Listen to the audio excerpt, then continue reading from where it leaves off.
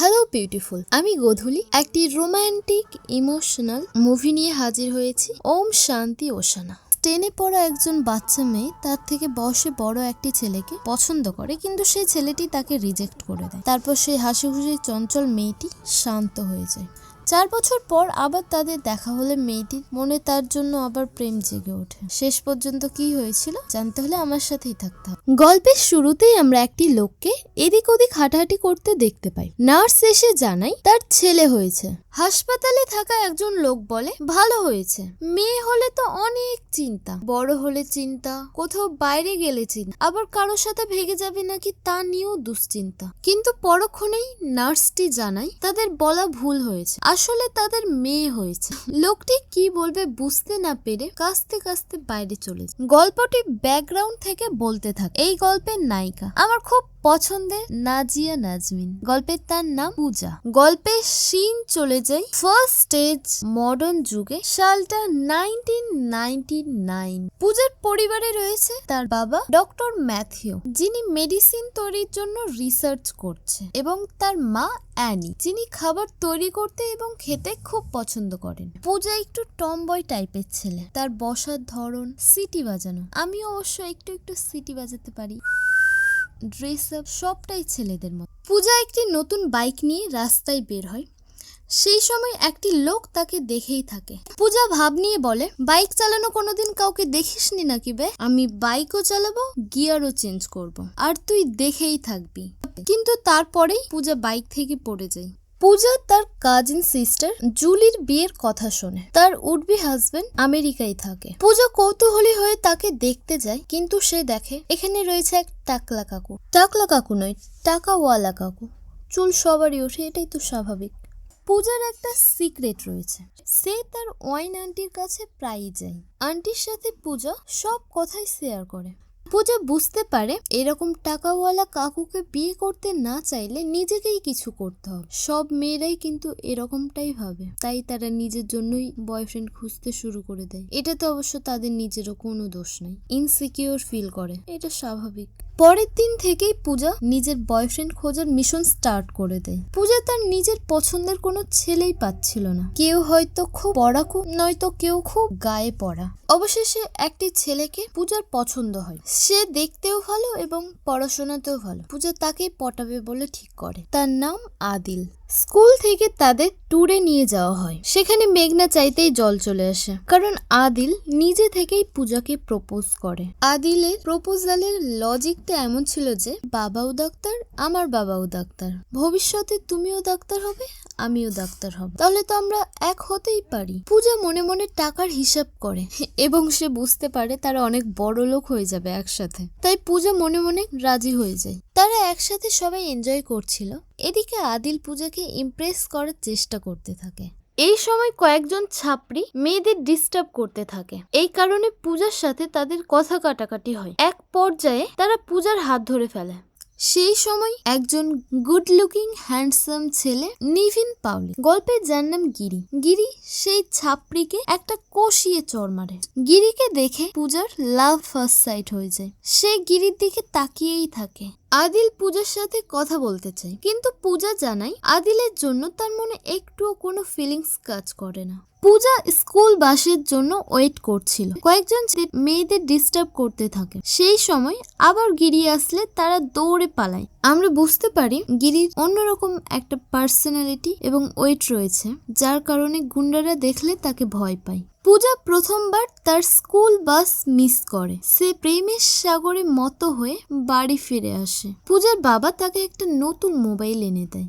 সেই মোবাইল পূজার কাজে না আসলেও তার ফ্রেন্ডের কাজে খুব ভালোই আসে। পূজা ভাবতে থাকে হ্যান্ডসাম গুড লুকিং সেই ছেলের খোঁজ ওর থেকে পাবে। মাইন্ড রিভার্স করে পূজার মনে পড়ে ডেভিড কানিয়ানির কথা। ব্যাকগ্রাউন্ড থেকে পূজা বলতে থাকে ডেভিড কানিয়ানি তার কাজিন ব্রাদার। তাদের বংশের নাম খারাপ করার পেছনে তার অবদান গুরুত্বপূর্ণ। আকাম কুকাম করে কয়েক বছরের জন্য সে লুকিয়ে যায়। পরে মানুষ ভুলে গেলে আবার সে ফিরে আসে। পূজা ডেভিডের কাছে জানতে চায় ডেভিড তখন গিরিকে দেখে পালিয়ে গেল কেন। ডেভিড জানায় গিরি খুব গুন্ডা টাইপের ছেলে, তাই তার সাথে ঝামেলা করতে না চেয়ে সে তখন পালিয়ে গিয়েছিল। তার থেকে সবসময় তুই দূরে থাকবি। পূজা বাস স্ট্যান্ডে সেই মেয়েটির কাছেও জানতে চায় গিরি কি সত্যিই খুব খারাপ। মেয়েটি জানায় গিরি খুব ভালো ছেলে, ডেভিড ডিস্টার্ব করছিল তাই সে সেই দিন গিরিকে ডেকেছিল। পূজা গিরির ব্যাপারে ভালো কথা শুনে মনে মনে খুব খুশি হয়ে বাইরে বেরিয়ে আসে। পূজা তার বাইকটি ঠিক করাতে নিয়ে যায়। লোকটি মনে মনে খুব খুশি হয়। সে মনে মনে ভাবে পূজার বাইক যাতে বারবার খারাপ হয় তাহলে তার অনেক বেশি লাভ হয়ে যাবে। পূজা গিরির চিন্তায় বিভোর হয়ে যাচ্ছিল। পূজা ভাবতে থাকে গিরিকে সে কোথায় দেখতে পাবে। পূজার ফ্রেন্ড জানায় তার ভাই গিরির কাছেই কুংফু শেখে। পূজা জানতে পেরে খুব খুশি হয়। গিরিকে দেখার বাহানায় পূজা ও তার ফ্রেন্ড কুংফু শেখানোর জায়গায় যায়। গিরি তাদের দেখে বলে এখানে কি আছে। পূজা যেহেতু দুটো ফ্রেন্ড, মোটাটাকে বলবো ফ্রেন্ড এ আর একটু পাতলাটাকে বলবো ফ্রেন্ড বি। ফ্রেন্ড এ জানায় আমি আমার ভাইকে দেখতে এসেছি। গিরি বলে আর তোমার ভাইকে পাঠাতে হবে না, ওর উঠে দাঁড়ানোর পর্যন্ত শক্তি নেই। ফ্রেন্ড এ শরীরের দিকে তাকিয়ে বলে তোমরা যে ফাস্ট ফুড কিনে দাও এর জন্যই এরম হয়েছে। ওকে প্রতিদিন ছোলার দানা খাওয়াবে আর তোমরা এখন বেরিয়ে যাও। আমরা যাকে পছন্দ করি তার যে কোনো কথা শুনে মনে হয় না যে কোকিলের মুখ থেকে একটা সুর বের হচ্ছে আর সেই সুরটা আমাদের মাথায় সব সময় বাজতে থাকে। সেরকমই গিরির কথা পূজার মাথায় খুব ভালো করে ঢুকে যায়। পূজা বাড়িতে ফিরে আসে। পূজা তার মার কাছে জানতে চায় মা ছোলা কিভাবে রান্না করে। পূজার মা বাবা যেন অবিশ্বাস্য কিছু শুনে নিয়েছে। পূজা প্রথমবার কিছু রান্না করে। তার মা বাবা খুব খুশি হয়, কিন্তু খাবারটা খেয়ে দেখে তেমন কোনো টেস্ট হয়নি। পূজার বাবা জানায় কোনো খাবার রান্না করতে হলে ভালোবাসা দিয়ে সেই খাবারটা রান্না করতে হয়, তাহলেই সেই খাবারের অনেক টেস্ট আসে। পূজার ওয়াইন আন্টি গিরিকে অনেক আগে থেকেই চেনে। গিরি তাকে অনেক বিষয়ে হেল্প করে। পূজা ওয়াইন আন্টি থেকে জানতে পারে যে গিরির পরিবারে শুধু সে ও তার মা রয়েছে। গিরির মা লেখালেখি করে, কিন্তু সংসারে একা দায়িত্বে এখন সে লেখালেখি বন্ধ করে দিয়েছে। গিরি তার মায়ের জন্য খুব কষ্ট পায়। পূজা জানতে পারে ডেভিড আর গিরি ক্লাসমেট ছিল, কিন্তু এখন তারা কথা বলে না। এর পেছনে কিন্তু একটা মারাত্মক কারণ রয়েছে। ডেভিড এখন একটা সাইবার ক্যাফে চালায়। পূজা তার কাছে এসে গিরির ব্যাপারে জানতে চায়, কিন্তু ডেভিড তাকে কিছুই বলতে চায় না। ডেভিডের সাইবার ক্যাফেটা কিন্তু নামেই ছিল, এর ভেতরে অনৈতিক কাজকর্ম চলতো। পূজা তাকে হুমকি দিয়ে বলে যদি সে না বলে তাহলে সব লোককে জানিয়ে দেবে যে এখানে সে কি কাজ করে। ডেভিড একসময় বাধ্য হয়ে তাকে গিরির ব্যাপারে বলতে রাজি হয়। ডেভিড, গিরি আর জুলি খুব ভালো বন্ধু ছিল। জুলি পূজার কাজিন সিস্টার। গিরি আর জুলির মধ্যে রিলেশনও ছিল, কিন্তু জুলি বড়লোক ছেলে পেয়ে আমেরিকায় সেটেল হয়ে গেছে। যেহেতু ডেভিড জুলির কাজিন সিস্টার, তাই গিরি ডেভিডের সাথেও কথা বলে না। পূজার মনে পড়ে জুলির বিয়েতে সে 2 প্লেট বিরিয়ানি খেয়েছিল। তার খুব কষ্ট হয় গিরির জন্য।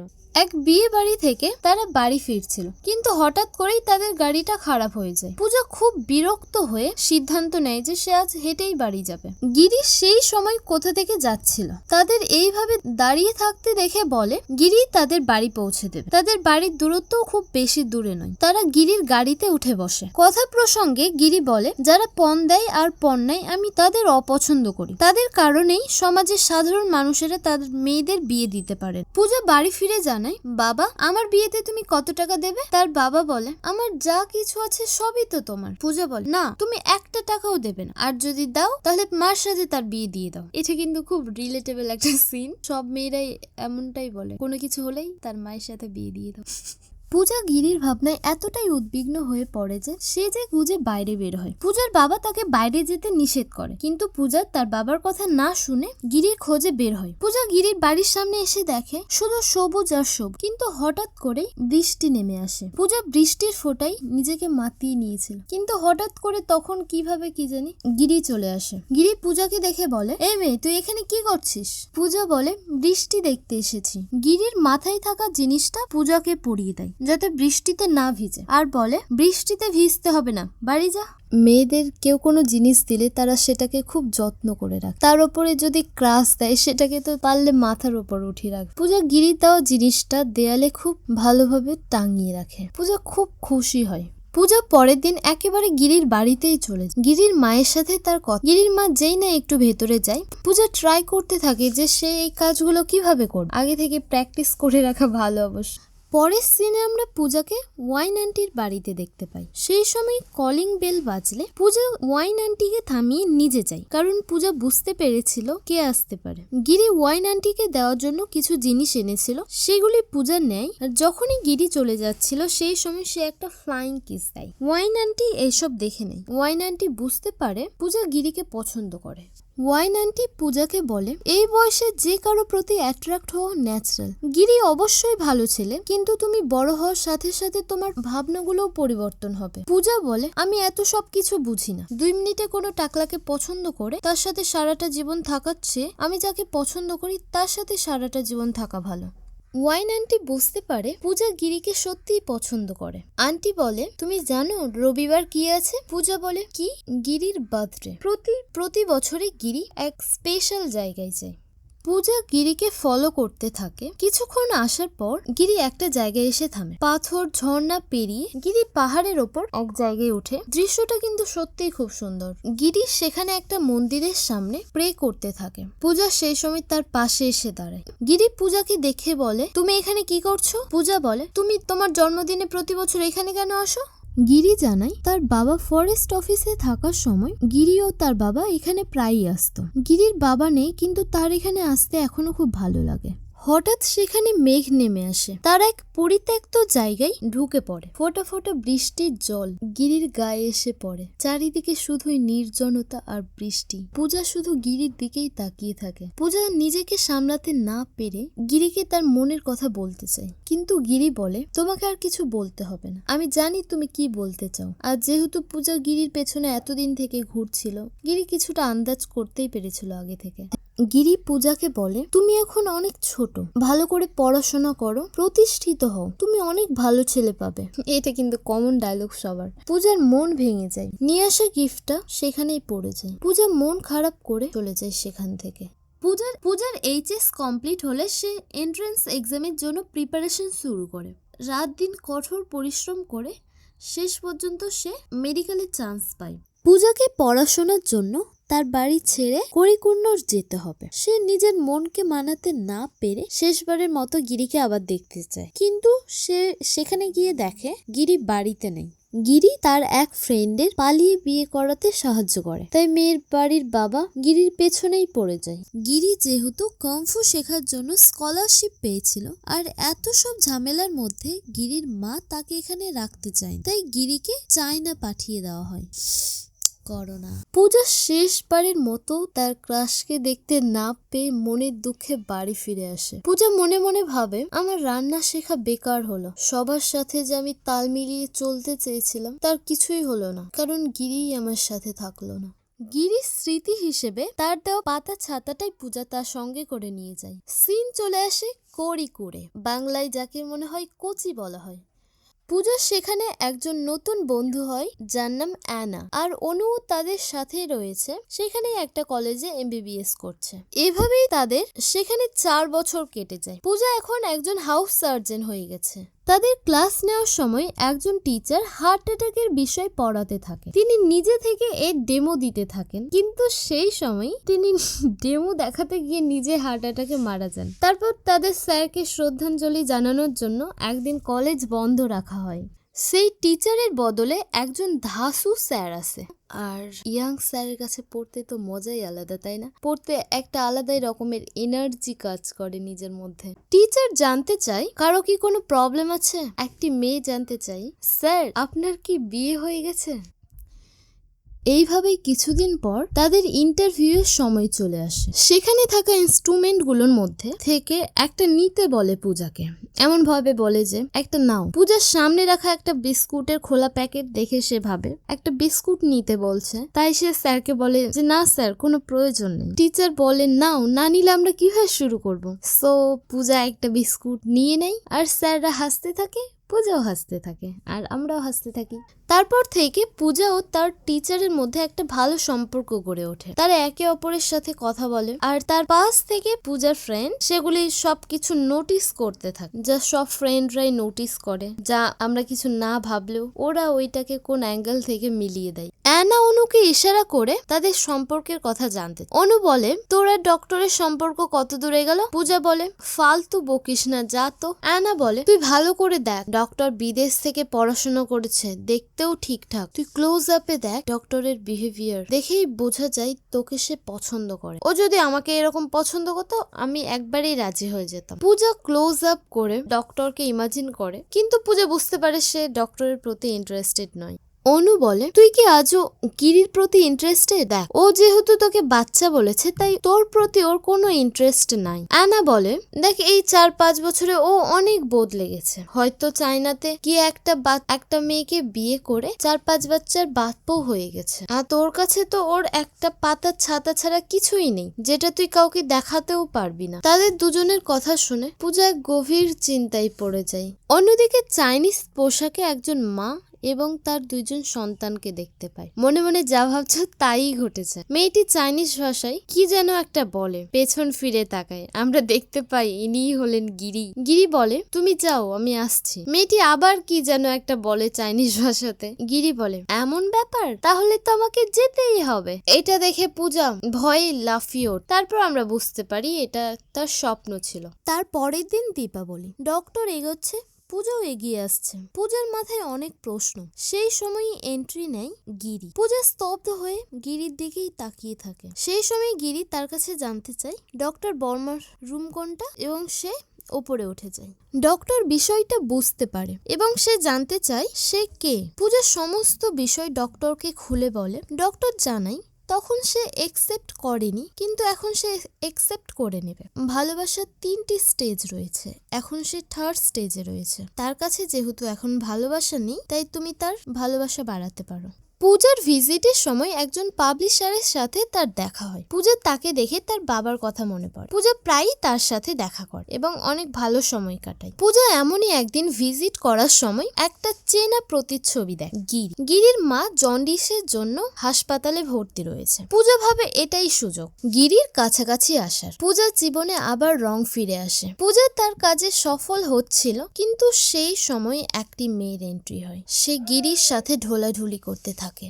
পূজা এত সবকিছু সহ্য করতে না পেরে বাড়ি ফেরার সিদ্ধান্ত নেয়। বাস স্টপে গিয়েও সে সেখানে সেই মেয়েটাকেই দেখতে পায়। মেয়েটির কথায় আমরা বুঝতে পারি গিরি যার বিয়ে ভেঙে তার ফ্রেন্ডের সাথে বিয়ে দিয়েছিল এই সেই মেয়ে। এখন তার হাজবেন্ড বাড়ি ফিরছে, তাই সেও সেখানে যাচ্ছে। পূজা মেয়েটির কথা শুনে তো মহা খুশি। মনের আনন্দে সে বাড়ি ফিরে আসে। যে ছেলেটা বাইক মেকানিক ছিল না, সে এখন ম্যারেজ ব্রোকার হয়ে গেছে। সে তার প্রথম কাজটা পূজাকে দিয়েই শুরু করতে চায়। পূজার মা বলে, এমন জনের বিয়ের সম্বন্ধ এনেছিস যে নিজেই যাবে তার হাজবেন্ডকে দেখতে। পূজা ইমাজিন করে গিরি আস্তে আস্তে পা ফেলে এগিয়ে আসছে, যেমনটা মেয়েরা করে। পূজা জানতে চাই, তোমার নাম কি? তুমি কতদূর পড়াশোনা করেছো? মেয়েরা যেমন আস্তে করে উত্তর দেয়, গিরিও আস্তে করে উত্তর দেয়। তার মা পাশ থেকে বলে, জোরে করে বল না, শুনতে পাচ্ছে না। এটা ভেবে পূজা হা হা করে হাসতে থাকে। তার বাবা পূজার এরকম আচরণ দেখে বুঝতে পারে যে ডাল মে কুছ কালা হে। ডেভিডকে মনে আছে? ডেভিড পূজার সাথে দেখা করতে আসে। পূজা ডেভিড গিরির সাথে কুংফু পার্টিসিপেট নিয়ে কথা বলে। যেহেতু তাদের গ্রামে সমবিবাহর আয়োজন করা হয়েছে, তাই গিরি পূজাকে কিছু দায়িত্ব নেওয়ার কথা বলে। পূজা বুঝতে পারে আরো একটা সুযোগ রয়েছে তার কাছে, তাই সে এই সুযোগটা কাজে লাগানোর জন্য লেগে পড়ে। এর মধ্যেই পূজা একদিন গিরিকে সেই পাবলিশারের কাছে নিয়ে যায়। তিনি গিরিকে একটি বই দেখান। গিরি তার মায়ের বই পাবলিশড হয়েছে দেখে ইমোশনাল হয়ে পড়ে এবং পূজার প্রতি তার মনে একটি সফট কর্নার তৈরি হয়। এরকমই একদিন সমবিবাহ মেলায় একজন জানতে চায় শ্রীলক্ষ্মীর ঘরের পাশের জায়গায় বরের নাম ফাঁকা কেন। গিরির মা জানায় সেখানে গিরির নাম হবে। গিরি ধুমধাম করে বিয়ে পছন্দ করেন। শ্রীলক্ষ্মীও খুব ভালো মেয়ে, আমার এই মতামতে গিরির কোনো আপত্তি থাকবে না। পূজা এমন কথা শুনে ভেতর থেকে ভেঙে পড়ে। সে ওয়াইন আন্টির কাছে এসে অঝরে কাঁদতে থাকে। ওয়াইন আন্টি বলে, আমি কি গিরির মায়ের সাথে কথা বলবো? কিন্তু পূজা বলে, আমি আর ওর কাছে যাব না, এবার ও আসবে আমার কাছে, না হলে আমি আর ওকে চাই না।